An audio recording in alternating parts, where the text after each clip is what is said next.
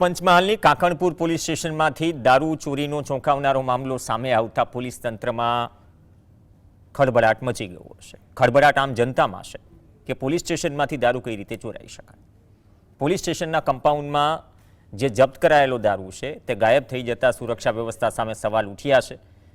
ઘટનાની ફરિયાદના આધારે તપાસ કરતા 4 હોમગાર્ડ જવાનો સહિત કુલ 5 લોકોની અટકાયત થઈ છે। તપાસમાં દારૂની ચોરીમાં રક્ષક જ ભક્ષક બન્યું હોવાનું સામે આવ્યું।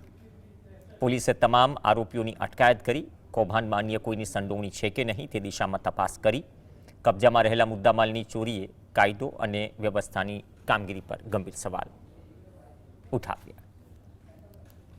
તે રૂમમાંથી પોતાના હોદ્દાનો દુરુપયોગ કરી અને પોતાના આર્થિક ફાયદા માટે આ પ્રોહિબિશનના મુદ્દામાલને ગાર્ડ રૂમની બારીમાંથી પ્રવેશ કરીને જુદા જુદા સમયે રાત્રિ દરમિયાન આ મુદ્દામાલની ઉચાપત કરી અને પોતાની ઇકો ગાડીમાં આ પ્રોહી મુદ્દામાલને લઈ જઈ અને ગુનો આચરવા